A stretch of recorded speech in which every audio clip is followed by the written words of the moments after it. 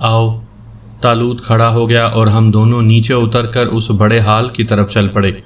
بالکل ٹھیک وقت پر آئے تھے۔ 4 پنڈے دیوی دیوتاؤں کے چرنوں میں رکھے ہوئے مٹھائیوں کے دونے ایک جگہ جمع کر رہے تھے اور مٹھائی اور پھلوں کا ایک بڑا انبار لگا ہوا تھا۔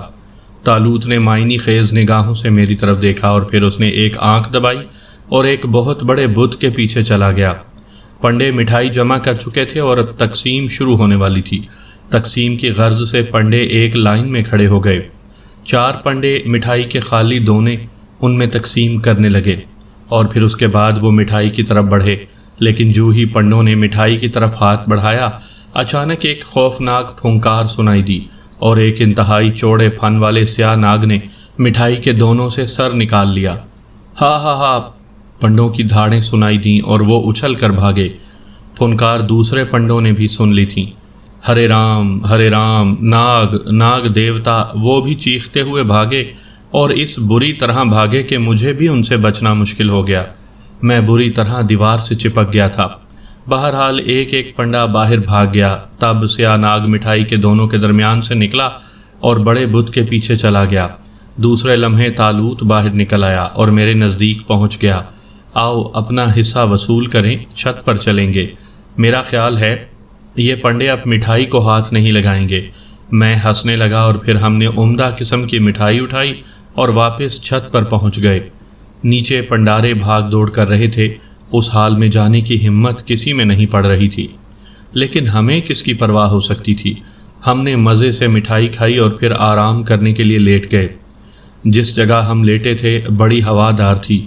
مٹھائی کھائی تھی، پیٹ وزنی ہو گیا تھا، نیند آ گئی اور پھر اس وقت جاگے جب خاصی رات ہو گئی تھی۔ کانوں میں ایک عجیب سی آواز آ رہی تھی، سازوں کی آواز۔ عارف، تالوت نے میرا کندھا ہلایا۔ جاگ رہا ہوں یار، یہ آوازیں کیسی ہیں؟ دیکھنا پڑے گا۔ آؤ یار، بڑی گہری نیند سوئے، تالوت نے کہا اور ہم دونوں بیکار لوگ اٹھ گئے اور پھر نیچے اتر آئے۔ سازوں کی آواز پوجا کے حال سے آ رہی تھی، بڑی دلکش آواز تھی۔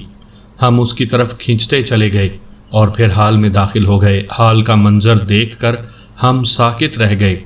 بڑا پرسحر منظر تھا۔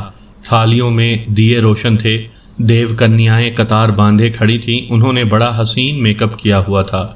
رنگین مخصوص ساخت کے لباسوں میں وہ بہت ہی حسین نظر آ رہی تھیں۔ چہروں پر جگمگاتے ہوئے ستارے ایک عجیب سما باندھ رہے تھے۔ سازوں کی دھن پر ان کے پاؤں تھرک رہے تھے اور حال کی فضا بڑی مست کن تھی۔ تالوت نے دلچسپ نگاہوں سے یہ منظر دیکھا، پھر اس کی نگاہیں پنڈوں اور پجاریوں پر پڑیں جو ڈھول کی تھاپ پر مست ہو رہے تھے۔ ان کی آنکھوں میں سرخی تھی، شاید وہ چرس پیے ہوئے تھے۔ ویسے حال کی فضا پاک صاف تھی۔ تالوت گردن ہلانے لگا، اس کی آنکھوں میں شرارت ابھر رہی تھی۔ تب بڑا پجاری حال میں داخل ہو گیا اور دیو کنیائیں جھک گئیں۔ ننگ دھڑنگ پجاری کئی من کی لاش تھا، فٹ بال کی طرح گول اور گھٹا ہوا سر، منڈی ہوئی مونچھیں، سر کے درمیان ایک لمبی سی چوٹی جھول رہی تھی، آنکھیں انگاروں کی طرح سرخ تھیں۔ پھر وہ ایک سنگھاسن پر بیٹھ گیا اور سازوں کی دھن تیز ہو گئی۔ تب دیو کنیائیں آگے آئیں اور انہوں نے رقص شروع کر دیا۔ سازوں کی لے سے ان کے قدم ہم آہنگ ہو گئے اور پنڈے جھومنے لگے۔ بڑا پجاری پتھر کی طرح ساکت و جامد بیٹھا تھا، اس کی خونی آنکھیں دیو کنیاؤں پر جمی ہوئی تھیں۔ اور پھر ایک پنڈے نے اس کے سامنے گھٹی ہوئی بھنگ کا پیالہ رکھ دیا۔ اس نے پیالہ اٹھایا اور اسے حلق کے راستے اپنے مٹکے نما توند میں اونڈیل لیا۔ اس کے بعد اس نے پیالہ رکھ دیا اور پھر دیو کنیاؤں کا رقص دیکھنے لگا۔ اچانک تالوت اپنی جگہ سے کھسکا۔ میں نے اس کی طرف توجہ نہیں دی تھی۔ میں دیو کنیاؤں کے پرسحر رقص میں اسی طرح کھویا ہوا تھا۔ میں تو اس وقت چونکا جب میں نے بڑے پجاری کے عقب میں تالوت کا چہرہ ابھرتے دیکھا۔ پھر تالوت کے ہاتھ اٹھے اور بڑے پجاری کی چوٹی اس کی گرفت میں آ گئی۔ بڑے پجاری کی خوفناک چنگھاڑ سازوں پر بھی بھاری تھی۔ وہ دونوں ہاتھ خلا میں مار رہا تھا، لیکن تالوت اسے ایسی جھکائیاں دے رہا تھا کہ پجاری اس کے بدن کو چھو نہ سکے۔ ساز بند ہو گئے، رقص رک گیا۔ دیو کنیائیں اور پنڈت منہ پھاڑے اب بڑے پجاری کا رقص دیکھ رہے تھے، جو تکلیف سے کراہتا ہوا ادھر ادھر لڑک رہا تھا۔ کیا ہو گیا مہاراج؟ چند پجاری اس کے گرد جمع ہو گئے۔ چھوڑ دے، ابے چھوڑ دے، مر جاؤں گا، ابے ہائے ہائے۔ بڑا پجاری دھاڑ رہا تھا اور دوسرے لوگ اس کے چاروں طرف کھڑے اسے دیکھ رہے تھے۔ کیا چھوڑ دے مہاراج؟ ایک پنڈے نے آگے بڑھ کر پوچھا۔ ہائے ابے چھوڑ دے، ہائے۔ بڑے پجاری کے منہ سے اس کے علاوہ اور کچھ نہیں نکل رہا تھا۔ ہے رام، کیا ہو گیا پجاری جی کو؟ کسی نے کہا، لیکن ان کے قریب پہنچنے کی ہمت کسی کو نہ ہوئی۔ تب تالوت نے زور سے پجاری کو ایک دھکا دیا اور اوندھے منہ گر پڑا۔ پنڈے اچھل کر پیچھے ہٹ گئے تھے۔ پجاری جی خود اتنے وزنی تھے کہ گرنے کے بعد اٹھنا ان کے بس کی بات نہیں تھی۔ پنڈے ان پر چھا گئے اور انہوں نے بڑی مشکل سے بڑے پجاری جی کو اٹھایا۔ بڑے پجاری کے حواس قائم نہیں تھے۔ چوٹی کے نیچے کا سر کافی زور سے دکھ رہا تھا۔ پنڈوں نے انہیں پھر سے سنگھاسن پر بٹھا دیا۔ پجاری جی نے دونوں ہاتھوں سے سر تھام لیا۔ دیو کنیائیں اب بھی حیران کھڑی تھی اور بڑے پجاری کو دیکھ رہی تھی، اور تالوت میرے پاس واپس پہنچ گیا۔ کیا رنگ میں بھنگ ڈال دی یار، کتنا عمدہ رقص ہو رہا تھا، میں نے منہ بناتے ہوئے کہا۔ یار نہ جانے کیوں اس کی مرغی کی دم کی مانند اٹھی ہوئی چوٹی دیکھ کر میرے ہاتھوں میں کھجلی ہو رہی تھی، بس دل چاہا۔ تالوت نے ہنستے ہوئے کہا، اب پجاری جی اس قابل نہیں رہے کہ رقص و سرور سے لطف اندوز ہوں، ظاہر ہے، تو پھر یہاں رکنے سے فائدہ؟ ابے ٹھہرو، ذرا تماشا دیکھیں، تالوت نے کسی کھلنڈرے لڑکے کے سے انداز میں کہا، اور مجھے ہنسی آ گئی۔ بہرحال ہم وہاں کھڑے رہے۔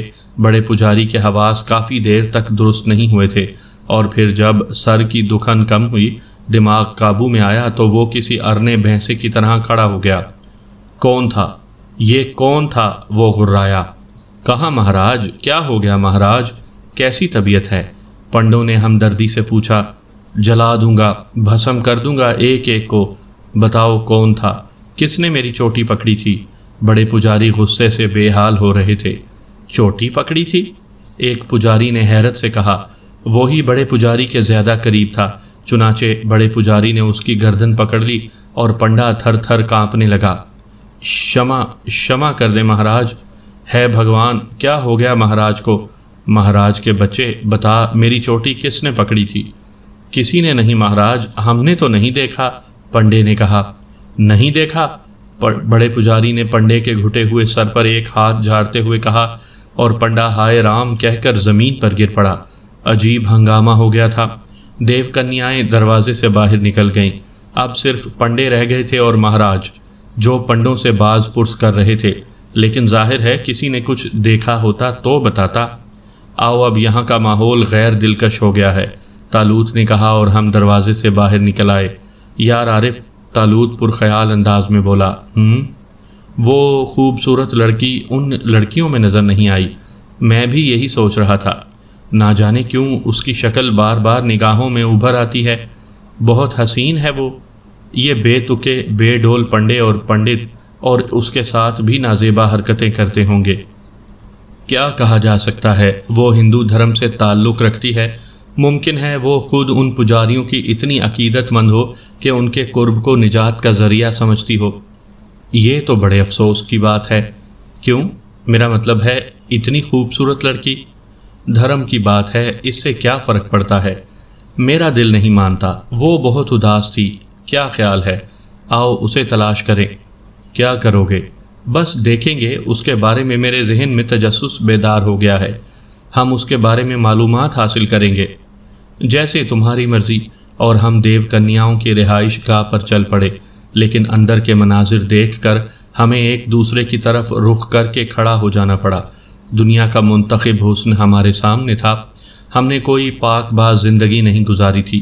وقت نے ایک زمانے میں میرے لیے ایسا ماحول مہیا کیا تھا جس کا تصور آج بھی ذہن میں ہلچل مچا دیتا تھا۔ تالوت کا چہرہ بھی سرخ ہو گیا تھا۔ عارف، اس نے مسخرے انداز میں کہا، کیا ہے بھائی تربوز، اب کیا کریں؟ صبر کرو بھیا، نکل چلو۔ کہاں جا سکیں گے اب؟ ہاں یار، میری ٹانگیں تو بے جان ہو رہی ہیں، بیٹھ جاؤں؟ تالوت نے کہا، اور میں ہنسی نہ روک سکا، لیکن تالوت دھم سے بیٹھ گیا۔ بڑا بھیانک منظر تھا۔ لڑکیاں ایک دوسرے سے چہلیں کر رہی تھیں۔ وہ خود اپنے حسین جسموں سے بے نیاز تھیں۔ ٹھیک ہے، جن سے مخالف ان کے خیال میں یہاں اس حال میں موجود نہیں تھی، لیکن شاید ایک دوسرے سے شرم بھی ان کے دھرم میں موجود نہیں تھی۔ بہرحال یہ خوفناک منظر کافی دیر تک جاری رہا اور پھر میں نے طالوت کو مخاطب کیا، بھائی تربوز، خربوز اعظم۔ طالوت نے جواب دیا، اب اٹھ جاؤ۔ کیسے اٹھوں؟ مسخرہ پن مت کرو، آؤ اسے تلاش نہیں کرو گے؟ ہاں، اسے تو بھول ہی گئے، مگر کہاں تلاش کریں؟ ان لوگوں میں تو موجود نہیں ہے۔ تم مانو یا نہ مانو عارف، اس لڑکی میں کوئی خاص بات ضرور ہے۔ اگر ہے تو پتہ چل جائے گا، میں نے کہا، اور پھر ہم اس حال سے نکل آئے کیونکہ لڑکی وہاں موجود نہیں تھی۔ ہم دوسرے کمروں میں اسے تلاش کرتے رہے اور پھر بڑے پجاری کی رہائش گاہ کی طرف نکل آئے۔ 6 پنڈے بڑے پجاری جی کے ساتھ آ رہے تھے۔ بڑے پجاری اب بھی نڈھال سے تھے۔ لڑکی تو چونکہ نظر نہیں آئی تھی، اس لیے ہم ان کے پیچھے ہی چل پڑے اور ان کے ساتھ ساتھ پجاری جی کی رہائش گاہ میں داخل ہو گئے۔ بڑے پجاری جی ایک سنگھاسن پر بیٹھ گئے اور پنڈت ان کے گرد کھڑے ہو گئے۔ تب بڑے پجاری نے گردن اٹھا کر سرخ نگاہوں سے انہیں دیکھا۔ تم میرے متر ہو، تم میرے ساتھی ہو، کیا تم بھی وہی کہتے ہو جو دوسرے؟ مان لیں مہاراج، ہم کسی کو یہ حرکت کرتے دیکھتے اور خاموش رہتے؟ ہم اس کی تکہ بوٹی کر ڈالتے جو مہاراج کا اپمان کرتا، ایک پنڈت نے کہا۔ میں جانتا ہوں پنڈتوں میں میرے مخالف موجود ہیں، خاص طور سے جوگندر لال کے ساتھی میرے دشمن ہیں، مگر کیا جوگندر لال ایسا مہان ہو گیا کہ وہ جادو سے کام لے سکے؟ ارے اس بھانڈ کے پاس یہ شکتی کہاں ہے مہاراج؟ بھبوت مل کر آنکھیں لال کر کے کوئی سادھو تھوڑا ہی بنتے ہیں۔ اس کی مجال ہے کہ ہمارے مہاراج پر وار کر سکے۔ پھر وشواس کرو بھوپندر جی، کسی نے میری چوٹی اس زور سے پکڑی تھی کہ آنکھوں میں تارے ناچ گئے تھے، میں بے بس ہو گیا تھا۔ مہاراج، صبح سے مندر میں 2 واقعے ہو چکے ہیں۔ صبح کو مٹھائی میں ناگ دیوتا پھنکار رہے تھے اور شام کو یہ واقعہ ہوا۔ کہیں ناگ دیوتا تو ناراض نہیں ہو گئے؟ ایک دوسرے پنڈت نے کہا۔ ہو سکتا ہے، بڑے پجاری نے پرخیال انداز میں کہا۔ کل ہمیں ناگ دیوتا کی کیرتن کروانی ہوگی، تم لوگ تیاریاں شروع کر دو۔ اوش مہاراج، ہم کل تیاریاں کر لیں گے۔ یہ کیا ہوتا ہے؟ طالوت نے میرے کان میں سرگوشی کی۔ میں بھی نہیں جانتا، میں نے کہا اور طالوت گردن ہلانے لگا۔ پھر بڑے پجاری نے ان لوگوں سے چلے جانے کے لیے کہا اور خود ایک مرگ چھالا پر لیٹ گئے۔ پنڈت ایک ایک کر کے باہر نکل گئے تھے۔ اب کمرے میں بڑے پجاری اور ہم دونوں کے علاوہ اور کوئی نہیں تھا۔ تب پجاری جی اٹھے اور انہوں نے دروازہ بند کر دیا۔ پھر انہوں نے دونوں ہاتھوں سے تالی بجائی اور ایک اندرونی دروازہ کھل گیا جس پر پہلے ہم دونوں کی نگاہ نہیں پڑی تھی۔ دروازے سے اندر داخل ہونے والی 2 خوبصورت لڑکیاں تھیں۔ آج تمہاری باری ہے، پجاری جی نے پوچھا۔ ہاں مہاراج، دونوں لڑکیوں نے بیک وقت کہا۔ تیرا کیا نام ہے؟ وسنتی۔ اور تیرا؟ مہاراج نے دوسری لڑکی کو مخاطب کیا۔ شکنتلا۔ تم لوگ دھرمان مندر سے آئی ہو نا؟ ہاں مہاراج۔ خیر ٹھیک ہے، ہمیں دارو پلاؤ، آج ہمارا من پریشان ہے۔ جو آ گیا مہاراج، وسنتی نے کہا اور لڑکیاں واپس چل پڑیں۔ شکنتلا، مہاراج نے دوسری لڑکی کو آواز دی۔ مہاراج، وہ رک گئی۔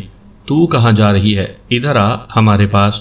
اور شکنتلا عقیدت سے مہاراج کے پاس پہنچ گئی۔ تو جا وسنتی، دارو لے آ۔ اور وسنتی دروازے سے نکل گئی۔ تب مہاراج نے شکنتلا کو نزدیک بٹھایا اور اپنا پاؤں اس کی نازک گود میں رکھ دیا۔ شکنتلا مطلب سمجھ گئی تھی، چنانچہ وہ اپنے نرم و نازک ہاتھوں سے پجاری جی کا بھدا اور کسی ستون کی طرح موٹا پاؤں دبانے لگی۔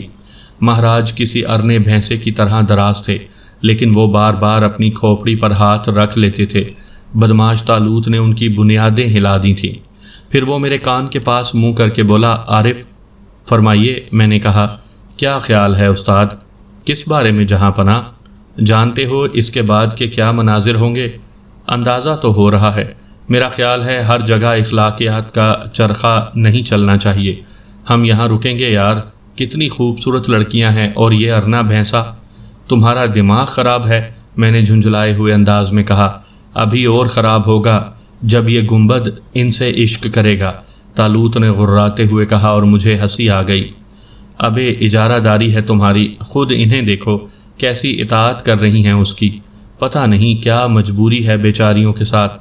طالوت، یہاں بہت سی بیچاریاں ہیں، ایک ایک کی مجبوری معلوم کرتے رہو گے تو پوری عمر اسی مندر میں گزر جائے گی۔ اس کا ایک بہتر نعم البدل ہے۔ وہ کیا؟ اس گنبد کی ہی ایسی تیسی کیے دیتے ہیں۔ بیکار بات ہے، یہ ہندو ریاست ہے، نہ جانے کتنے مندر ہوں گے اور نہ جانے ان مندروں میں کون کون سے کھیل کھیلے جاتے ہوں گے۔ نہیں جاؤں گا، خدا کی قسم نہیں جاؤں گا، بس کہہ دیا، طالوت جھنجھلائے ہوئے انداز میں بولا اور میں نے گہری سانس لی۔ بیچارے پنڈت کی شامت ہی آ گئی تھی، کون روک سکتا تھا؟ چند ساعت کے بعد وسنتی آ گئی۔ اس کے ہاتھ میں خوبصورت دھات کی سراہی اور 2 چھوٹے چھوٹے جام تھے۔ شکنتلا بدستور مہاراج کے پاؤں دبا رہی تھی۔ وسنتی نے لچکتے ہوئے تھال رکھ دیا جس میں شراب کے برتن سجے ہوئے تھے، اور پھر اس نے ایک جام بھرا اور اسے مہاراج کے ہونٹوں تک لے گئی۔ مہاراج نے منہ کھول دیا اور شراب ان کے بھاڑ جیسے منہ سے اندر داخل ہو گئی۔ 2-3 جام پینے کے بعد مہاراج اٹھ گئے۔ سندریو، انہوں نے کہا۔ مہاراج، دونوں لڑکیوں نے بیک وقت جواب دیا، تمہیں یہاں کی ریت معلوم نہیں ہے؟ ہم پہلی بار آپ کی سیوا میں آئے ہیں مہاراج۔ دوسری لڑکیوں نے تمہیں نہیں بتایا؟ کچھ باتیں بتائی ہیں مہاراج۔ وہ کیا؟ یہی کہ مہاراج جس طرح چاہیں ان کی سیوا کی جائے، ان کی کوئی بات ٹالنے کے لیے نہیں ہوتی۔ مہاراج ایک دوسرے سنگھاسن پر نیم دراز ہو گئے۔ شکنتلا ان کے پیروں کے نزدیک بیٹھ کر حسب معمول ان کے پاؤں دبانے لگی اور وسنتی انہیں جام پر جام بھر کر دینے لگی۔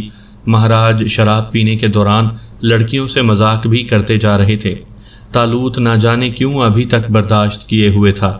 ویسے پنڈت جی مہاراج نے ابھی تک ساری حدیں عبور کرنے کی کوشش نہیں کی، نہ ہی ابھی ایسے آثار نظر آ رہے تھے۔ ویسے اس ساری شگفتگی کے دوران بھی مہاراج سر کی تکلیف کو فراموش نہ کر سکے تھے، اور بار بار ان کا ہاتھ سر پر پہنچ جاتا تھا۔ چوٹی پر ہاتھ پڑتے ہی اس کے منہ سے کراہ نکل جاتی تھی۔ پھر مہاراج اٹھ کر بیٹھ گئے۔ سندری، انہوں نے بھررائی ہوئی آواز میں کہا۔ مہاراج، وسنتی جلدی سے بولی، دارو کے 2-4 جام میرے سر پر الٹ دو۔ مہاراج، وسنتی حیرت سے بولی، جو کہہ رہا ہوں کرو۔ مہاراج نے کہا، میرے سر میں تکلیف ہے۔ جو آ گیا مہاراج، وسنتی نے کہا، اور پھر اس نے شراب کا ایک جام بھرا۔ اسی وقت میں نے طالوت کو ہاتھ اٹھاتے ہوئے دیکھا، اس کی ایک انگلی لمبی ہو گئی۔ انگلی کا سرا جام کی طرف بڑھا اور پھر طالوت نے جام میں انگلی کا سرا ڈبو دیا۔ مارا گیا پنڈت، میرے منہ سے نکلا، اور میں طالوت کی کارکردگی کے رد عمل کے لیے تیار ہو گیا۔ یہ انگلی کچھ نہ کچھ کر کے آئی ہوگی۔ وسنتی نے شراب کا جام مہاراج کے سر پر انڈیل دیا۔ مہاراج نے آنکھیں بند کر لی تھیں۔ وسنتی دوسرا جام بھرنے لگی تھی، لیکن اچانک مہاراج کے حلق سے ایک دھاڑ نکلی تھی۔ ہے رام، ہے پربھو، ہے رام، ہے پربھو۔ وہ چیخ رہے تھے اور اپنے گھٹے ہوئے سر کو دونوں ہاتھوں سے بری طرح کھجا رہے تھے۔ دونوں لڑکیاں بوکھلائے ہوئے انداز میں کھڑی ہو گئیں۔ مہاراج، شکنتلا کے منہ سے نکل گیا، مر گیا، ہائے ہائے، کیا کیا؟ مہاراج نے کھجا کھجا کر کھوپڑی لہو لہان کر لی تھی۔ وہ پورے کمرے میں بھاگتا پھر رہا تھا۔ یقیناً اس کی دھاڑیں دور تک سنی جاتی رہی ہوں گی۔ لڑکیوں نے بھی اس بات کو محسوس کر لیا، اور وہی ہوا۔ باہر سے دروازہ دھڑ دھڑایا جانے لگا۔ مہاراج، دروازہ کھولیے مہاراج، مر گیا، ہائے مر گیا، دروازہ کھولیے مہاراج۔ جاؤ جاؤ، تم جاؤ۔ نہ جانے مہاراج کو کیسے خیال آ گیا، اور لڑکیاں اندرونی دروازے کی طرف بھاگیں، لیکن مہاراج نے لپک کر ان میں سے ایک کی کمر پکڑ لی۔ ارے ارے، مر گیا، مر گیا، ہائے، یہ تو لیتی جاؤ، بیسواؤ۔ انہوں نے شراب کی تھال کی طرف اشارہ کیا، اور شکنتلا نے پلٹ کر تھال اٹھا لیا۔ اندرونی دروازے کی طرف بھاگی تو پیتل کی سراہی گر پڑی۔ زوردار آواز ہوئی تھی، مر گیا، ہائے رام، پنڈت چلایا۔ دروازہ کھولیے مہاراج، دروازہ کھولیے۔ باہر سے دروازہ زور زور سے پیٹا جا رہا تھا۔ شکنتلا نے سراہی اٹھائی اور بمشکل تمام لڑکیاں دروازے سے نکل کر بھاگ سکیں۔ تب مہاراج نے آگے بڑھ کر دروازہ کھول دیا اور بھرا مار کر بہت سے پنڈت اندر گھس آئے۔ کیا ہو گیا مہاراج، کیا ہو گیا مہاراج؟ بہت سی آوازیں ابھریں۔ پانی، پانی، مہاراج دونوں ہاتھوں سے کھوپڑی رگڑتے ہوئے بولے۔ ہوا کیا مہاراج؟ ہے بھگوان، ہے بھگوان، ناگ دیوتا! اور پنڈے بے اختیار چیخ اٹھے۔ بہت سے واپس نکل بھاگے، بہت سے اونچی جگہوں پر چڑھ گئے، لیکن مہاراج بدستور کھوپڑی کھجا رہے تھے۔ پانی، ارے پانی! اور پھر نہ جانے کتنے ہنگاموں کے بعد پانی آیا، اور مہاراج کے اشارے پر ان کی کھوپڑی پر انڈیلا جانے لگا۔ مہاراج کے لمبے ناخنوں نے ان کی کھوپڑی چھیل دی تھی۔ آؤ، میرا خیال ہے رات بھر کے لیے کافی ہے، طالوت نے کہا اور دروازے کی طرف بڑھ گیا۔ میں بھی ہنستا ہوا اس کے پیچھے چل پڑا۔ بھلے آدمی، ہوا کیا تھا؟ کہاں؟ طالوت نے معصوم بن کر پوچھا۔ پنڈت جی کی کھوپڑی پر۔ اوہ، کوئی خاص بات نہیں، صرف کھجلی جو رات بھر جاری رہے گی، طالوت نے کہا اور میں ہنس پڑا۔ کیوں بیچارے کی جان کے گاہک ہو گئے ہو؟ اور اس دمبے کو نہیں دیکھا تھا؟ کس مزے سے ان خوبصورت ہاتھوں سے پاؤں دبوا رہا تھا۔ تم کس کس کو روکتے پھرو گے؟ جسے جسے دیکھوں گا، طالوت آنکھیں نکال کر بولا۔ ہم دونوں چھت پر پہنچ گئے اور پھر اپنی جگہ لیٹ گئے۔ طالوت خاموشی سے کچھ سوچ رہا تھا، پھر اس نے آہستہ سے کہا، یار وہ نہیں ملی۔ کیا کرو گے طالوت اس سے مل کر؟ وہ بھی ان دوسری ہندو لڑکیوں کی طرح دیوداسی ہے۔ یار نہ جانے کیوں دل کہہ رہا ہے کہ وہ ان کی طرح نہیں ہے۔ میں بتاؤں کیا؟ یہی کہ تمہارا دل یہ بکواس کیوں کر رہا ہے؟ بتا دے بھائی۔ اس لیے کہ وہ بہت حسین ہے۔ قسم لے لو، حسین وہ ضرور ہے، لیکن صرف یہی بات نہیں ہے۔ اس کے چہرے کی اداسی کچھ اور افسانے سنا رہی ہے۔ طالوت پرخیال انداز میں بولا۔ میرے کان وہ افسانے نہیں سن سکے، ویسے تم چاہو تو ہم اسے تلاش کر لیں گے۔ ضرور کریں گے، کم از کم پتہ تو چلے، طالوت نے کہا اور ہم اپنی منتخب کردہ جگہ پر آرام کرنے لیٹ گئے۔ طالوت کسی سوچ میں گم تھا، پھر اس نے اچانک کہا، تم نے ان لڑکیوں کی گفتگو سنی تھی؟ وہ کیا نام تھا، وسنتی اور شکنتلا کی؟ ہاں وہ کسی اور مندر سے آئی تھیں۔ ویسے یار اس دمبے کے عیش ہیں، میرا خیال ہے کوئی دیوداسی اس کی ہوس سے نہیں بچی ہوگی۔ ان حالات میں تو یہی کہا جا سکتا ہے۔ یہ لڑکیاں کون ہوتی ہیں؟ اچھے گھرانوں کی ہوتی ہیں، مندروں کو دان کر دی جاتی ہیں، اور پھر یہ ان پجاریوں کے رحم و کرم پر ہوتی ہیں۔ لوگ انہیں تبرک سمجھتے ہیں، لیکن یہاں جو کچھ ہوتا ہے وہ کسی حد تک تم بھی دیکھ چکے ہو۔ سارے مندروں میں یہی ہوتا ہے۔ پوجا اور رقص تو ان کے مذہب میں شامل ہے، لیکن باقی معاملات کے بارے میں نہیں کہا جا سکتا۔ ان کے ہاں بھی بڑے بڑے رشی منی ہوتے ہیں، ان میں نیک لوگ بھی ہوتے ہیں، سب کے بارے میں ایک ہی بات نہیں کہی جا سکتی۔ طالوت نے پرخیال انداز میں کہا اور پھر اچانک وہ ہنس پڑا۔ کیوں؟ میں نے پوچھا۔ کچھ نہیں، میں سوچ رہا ہوں وہ بڑے پجاری مہاراج رات بھر کھوپڑی کھجاتے رہیں گے، صبح کو ممکن ہے کھوپڑی ہی ان کے شانوں پر موجود نہ ہو۔ سخت اذیت دی ہے تم نے اسے، اور اس نے مجھے اذیت نہیں دی۔ اتنی حسین لڑکیاں اور اس توندو کے قبضے میں، ابھی تو دیکھنا اس کے ساتھ کیا سلوک کرتا ہوں۔ اور ہاں، یہ پنڈے بھی تو عیش کرتے ہوں گے۔ رہنے دے یار، بس رہنے دے، سو جا آرام سے۔ نمٹ لوں گا کل ان بدماشوں سے بھی، طالوت نے غراتے ہوئے کہا، اور پھر کافی دیر تک اس کی آواز نہ سنائی دی۔ میں نے گردن اٹھا کر دیکھا، وہ کروٹ لے کر سو گیا تھا۔ میں بھی سونے کی کوشش کرنے لگا۔ کیا طالوت کا خیال درست ہے؟ وہ حسین اداس چہرہ، کیا وہ اداسی کوئی خاص حیثیت رکھتی تھی؟ مگر وہ گئی کہاں؟ کسی دوسرے مندر میں؟ ہوگا۔ میں نے آسمان پر نگاہ دوڑائی اور آسمان مجھے انوکھی کہانیاں سنانے لگا۔ انہی کہانیوں کے دوران نہ جانے کہاں سے نیند چپکے سے پلکوں کے دروازے سے داخل ہوئی، اور پھر سورج کی پہلی کرن نے ہی جگایا تھا۔ سورج کی انچھوئی کنواری کرن چپکے سے آسمان سے اتر آئی تھی، کسی سے پوچھے بغیر، کسی سے کہے بغیر، نرم نرم سی، سہمی سہمی سی، زمانے کو دیکھنے کی شوقین۔ میں نے اس کے کنوارے لمس کو محسوس کیا، کشش انگیز لمس، اور میرے کانوں میں رسیلے کہکہے گھل گئے، لیکن یہ کہکہے اس نخیز کرن کے تو نہ تھے، اور پھر یہ تو تنہا تھی۔ اس کے ساتھ ہنسنے والا کون تھا؟ ذہن جاگا اور میں احمقوں کی جنت سے نکل آیا۔ رسیلے کہکہوں کی آوازیں نیچے سے آ رہی تھیں۔ ذہن میں تجسس جاگا اور میں چھت کے کنارے پہنچ گیا، لیکن دوسری طرف کا منظر، حسین صبح کا حسین تحفہ، اخلاق اجازت نہیں دیتا تھا کہ وہاں رکوں، لیکن ذہن و دل میں دھماکے ہو رہے تھے۔ اور پھر میں کون سا عابد و زاہد تھا، شیطان کا پیروکار، اور میں وہاں سے نہ ہٹ سکا۔ اس جگہ سے مندر کا عقبی تالاب نظر آ رہا تھا، اور تالاب میں جل پریاں رقص کر رہی تھیں۔ دیو کنیاؤں کا جھرمٹ وہ تالاب میں نہا رہی تھیں۔ ہندو مندروں کے بارے میں کچھ میں نے بھی سنا تھا، تیرتھ یاتراؤں کی تفصیل سنی تھی، گنگا اور جمنا کے کنارے اشنان کرنے والوں کی کچھ کہانیاں میرے کانوں میں بھی پڑی تھیں، لیکن یہ کہانیاں اتنی پرانی تھیں کہ اب صرف کہانیاں ہی معلوم ہوتی تھیں، حقیقت ایسے مناظر کا تصور بھی نہیں کر سکتی تھی۔ لیکن وہ کہانیاں زندہ ہو گئی تھیں، وہ قصے عملی روپ دھار چکے تھے۔ اور پھر مجھے تنہائی کا احساس ہوا۔ میرا دوست اس حسین صبح کی قیامتوں سے نا آشنا ہے۔ سورج ابھرے گا تو یہ مناظر گم ہو جائیں گے۔ چنانچہ میں تالوت کی طرف دوڑا۔ تالوت، تالوت، میں نے اسے جھنجھوڑ ڈالا اور وہ ہڑبڑا کر اٹھ بیٹھا۔ کیا قیامت آ گئی؟ اس نے سوال کیا۔ ہاں۔ وہ جلدی سے اٹھ بیٹھا۔ لیکن سورج ابھی سوا نیزے پر نہیں آیا ہے، ماہتاب زمین پر اتر آئے ہیں۔ کہاں ہیں؟ جلدی آؤ۔ اور وہ نہ جانے کس موڈ میں تھا کہ میرے ساتھ چلا آیا، اور پھر تالاب کا منظر دیکھ کر اس نے چھت کی بلندی سے نیچے چھلانگ لگانے کی کوشش کی۔ میں نے پیچھے سے اس کی کمر پکڑ لی۔ کیا بدتمیزی ہے، میں نے کہا۔ کیوں؟ صبر سے بیٹھو، جانے دو، قریب سے دیکھوں گا، تالوت نے کہا۔ تالوت، ہوش میں آؤ۔ نہیں آ سکتا، صبح ہی صبح آنکھ کھولتے ہی نہیں برداشت کر سکتا، نہیں برداشت کر سکتا۔ اس نے دوبارہ چھلانگ لگانے کی کوشش کی اور میں نے اسے پھر پکڑ لیا۔ بور مت کرو یار، اس سے تو میں تمہیں نہ جگاتا تو بہتر تھا۔ تالوت نے میری شکل دیکھی اور پھر سنبھل گیا۔ پھر وہ دوبارہ تالاب کی طرف دیکھنے لگا۔ یہ بتاؤ، یہ کیا طلسم خانہ ہے؟ یہاں کیا کیا ہوتا ہے؟ سورج نکلنے سے قبل یہ لوگ دریاؤں اور تالابوں میں غسل کرتے ہیں، عورتیں الگ، مرد الگ۔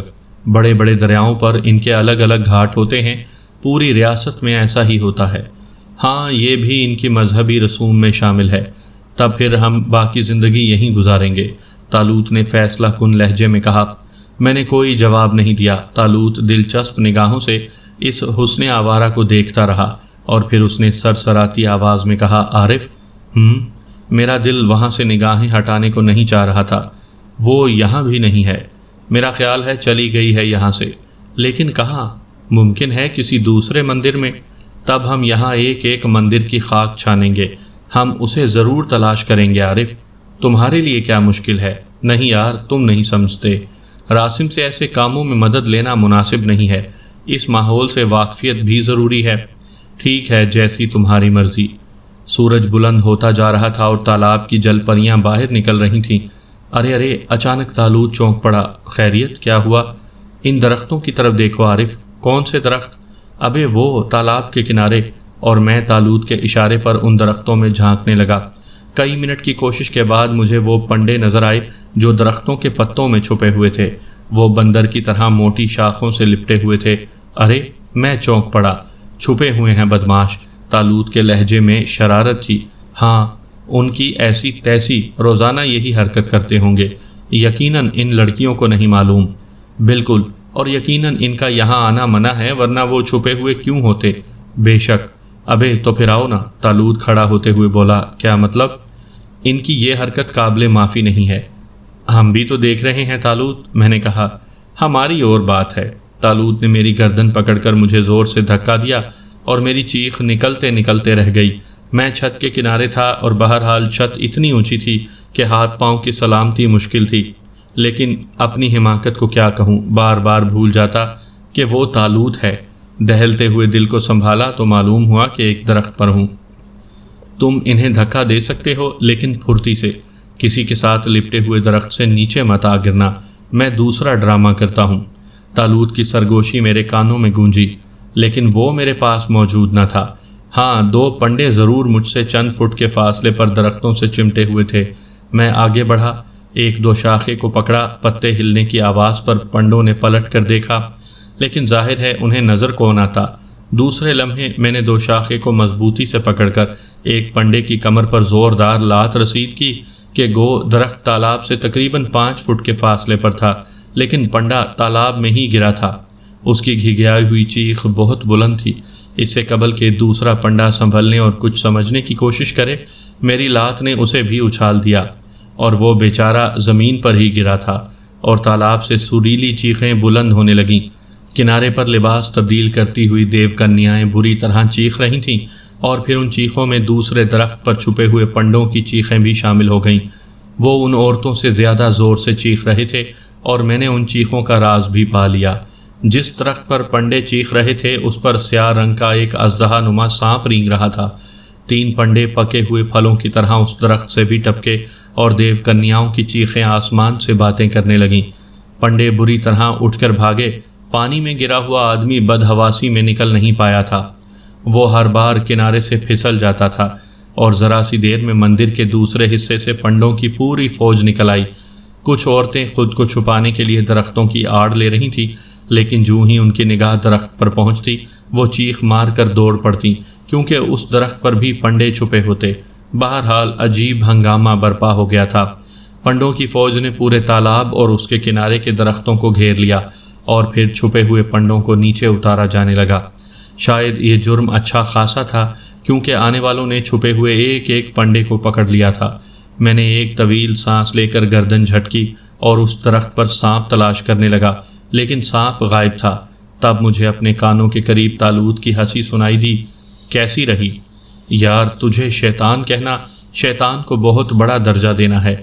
محبت ہے تیری، ورنہ میں کس قابل ہوں، طالوت نے انکساری سے کہا اور مجھے ہنسی آ گئی۔ چھپے ہوئے پنڈوں کی خوب درگت بن رہی تھی۔ عورتیں سب بھاگ گئی تھیں اور پھر پنڈوں کو بھی اندر لے جایا گیا۔ تھوڑی دیر کے بعد تالاب خالی ہو گیا۔ آؤ اب ہم کب تک درخت پر لٹکے رہیں، طالوت نے کہا اور ہم دونوں بھی درخت سے نیچے اتر آئے۔ بہرحال اس دن کی ابتدا بہت دلچسپ رہی ہے۔ میں چاہتا ہوں انتہا بھی اتنی ہی دلچسپ ہوگی، ضرور ہوگی۔ ان بدبختوں کی شامت ہی آ گئی تھی اس وقت جب ہم یہاں داخل ہو گئے تھے اور وہ گھنٹے بجا رہے تھے۔ چھوڑو، اب کیا پروگرام ہے، طالوت نے لاپرواہی سے کہا۔ ناشتہ؟ ہاں ناشتہ، آؤ پھر پوجا ہال میں چلیں۔ چلو، میں نے کہا اور ہم مندر کے اندرونی حصے کی طرف چل پڑے۔ تھوڑی دیر کے بعد ہم پوجا کے ہال میں داخل ہو رہے تھے۔ پوجا کرنے والے عقیدت مند ہال میں داخل ہو رہے تھے۔ پنڈت بتوں کے سامنے اشلوک پڑھ رہے تھے، دھونیاں جلا رہے تھے اور لوگوں کو تلک وغیرہ لگا رہے تھے۔ عقیدت مندوں کے ہاتھوں میں ہار اور مٹھائیاں تھیں اور پنڈے حسب معمول انہیں ایک جگہ جمع کر رہے تھے۔ طالوت کی نگاہ ایک موٹے تازے بنیے پر پڑی جو ہاتھوں میں عمدہ قسم کی مٹھائیوں کا ایک دو نالے لیے اندر آ رہا تھا۔ طالوت نے ہونٹوں پر زبان پھیری اور مجھے ٹہوکا دیا۔ عارف، کیا خیال ہے، کافی رہے گی؟ ہاں، ناشتے کے لیے کافی ہے، لاتا ہوں، طالوت نے کہا اور بنیے کی طرف بڑھ گیا۔ بنیا بڑے اہتمام سے اندر آ رہا تھا۔ طالوت نے اطمینان سے دونا اس کے دونوں ہاتھوں سے اٹھا لیا اور بنیا اچھل پڑا۔ اس نے اچھل کر دونے کو پکڑنے کی کوشش کی، لیکن طالوت پیچھے ہٹ گیا اور بنیا گرتے گرتے بچا۔ ہے رام، بنیے کے منہ سے نکلا اور وہ بدحواسی میں پھر دونے کی طرف لپکا، لیکن طالوت نے اسے جھکائی دی اور اس بار وہ ایک پنڈے سے ٹکرا گیا۔ پنڈت جی، وہ چیخا، لیکن پنڈت جی تو خود منہ پھاڑے اس پرواز کرنے والے دونے کو دیکھ رہے تھے۔ بنیا پھر دونے کی طرف لپکا اور اس بار وہ ایک دوسرے پنڈے کو لپیٹ میں لیے ہوئے ڈھیر ہو گیا۔ دونوں کی چیخیں ابھری تھیں، لیکن چیخیں تو دوسرے لوگوں کے حلق سے بھی نکل رہی تھیں۔ طالوت نے آنکھ سے اشارہ کیا اور میں دروازے کی طرف بڑھ گیا۔ سب لوگ تھر تھر کانپ رہے تھے، ان کی آنکھیں خوف اور دہشت سے پھیلی ہوئی تھیں، لیکن طالوت چونکہ ناشتے کے موڈ میں تھا اس لیے وہ زیادہ دیر تک نہ رکا اور دونا لیے باہر نکل آیا۔ کسی کی ہمت نہ پڑی تھی کہ وہ دونے کا تعاقب کرے۔ ہاں، چیخ دھاڑ پھر شروع ہو گئی تھی، مگر ہمیں اس سے کیا، ہم تو واپس اپنی قیام گاہ پر پہنچ گئے تھے اور مزے سے مٹھائی کھا رہے تھے۔ خوب اچھی طرح ناشتہ کرنے کے بعد ہم اترے، ایک کنویں سے نکال کر تازہ پانی پیا اور تازہ دم ہو گئے۔ اب اس مندر سے باہر نکلو گے یا نہیں؟ نکلیں گے یار، کیا یہاں مزہ نہیں آ رہا؟ بخش دو ان بیچاروں کو، بھوکے مر جائیں گے۔ تم دیکھ لینا، یہاں حاضری بہت کم ہو جائے گی، میں نے کہا۔ کیا مطلب؟ پوجا کرنے والے یہاں کے حالات سے خوف زدہ ہو کر دوسرے مندروں کا رخ کریں گے اور ان بیچارے پنڈوں کو بھوکا مرنا پڑ جائے گا۔ اچھا ہے، کوئی بھی 3 من سے کم وزن کا نہیں ہے، کچھ وزن ہی کم ہو جائے گا، طالوت نے ہنستے ہوئے کہا۔ وہ کسی طور ان لوگوں کو معاف کرنے کے لیے تیار نہیں تھا۔ پورے مندر میں سخت ہنگامہ برپا ہو گیا تھا۔ سارے پنڈے جگہ جگہ جمع ہو کر چے میں گوئیاں کر رہے تھے۔ وہ ان آفات کو دیوتاؤں کی ناراضگی سے تعبیر کر رہے تھے۔ آج ناگ پوجا ہونے والی تھی، اس کے بعد شاید ناگ دیوتا راضی ہو جائیں۔ درختوں پر چڑھ کر غسل کرنے والیوں کا نظارہ کرنے والے مجرم پنڈوں کے لیے نہ جانے کیا سزا تجویز ہوئی تھی۔ بہرحال ناشتے کے بعد ہم نے پورے مندر کے ایک ایک کونے کی سیر کی اور پھر بڑے پجاری جی کی سیوا میں پہنچ گئے۔ بڑے پجاری کا واقعی حلیہ بگڑ گیا تھا۔ سر میں جگہ جگہ اپنے ہی ناخنوں سے لگائے ہوئے زخم موجود تھے جن پر کسی درخت کے پتے کوٹ کر رکھے گئے تھے۔ وہ شدید بخار میں مبتلا تھے اور کرا رہے تھے۔ بہت سے پنڈے ان کے گرد موجود تھے۔ عارف، طالوت نے میرے کان میں سرگوشی کی۔ کیا خیال ہے، ان پنڈت جی سے ہی کیوں نہ اس لڑکی کے بارے میں معلوم کیا جائے؟ ارے میں چونک کر تالوت کی شکل دیکھنے لگا۔ کیوں، کیا حرج ہے؟ گویا اس کی اور درگت بناؤ گے؟ یار نہ جانے کیوں تمہیں اس ریچھ پر رحم آ رہا ہے۔ سچ جانو تو مجھے تو ان لوگوں سے ذرہ برابر بھی ہمدردی نہیں۔ میرا خیال ہے میں اس لڑکی کے بارے میں معلوم کروں۔ کر لو بھائی، تمہیں کون روک سکتا ہے؟ میں نے گہری سانس لے کر کہا۔ اب ان پنڈوں کو یہاں سے نکالنا ہے۔ ضرور، حکم دیں، میں ہی بندوبست کرتا ہوں، تالوت نے کہا اور ایک طرف کھسک گیا۔ نہ جانے کس طرح وہ میری نگاہوں سے بھی غائب ہو گیا تھا، اور پھر چند ہی ساتھ کے بعد اس کمرے کے ایک کونے سے ایک سانپ کی پھونکار سنائی دی، اور پنڈے چونک پڑے۔ پھونکار پھر سنائی دی، اور اس بار سانپ کے منہ سے شعلے بھی نکلے تھے۔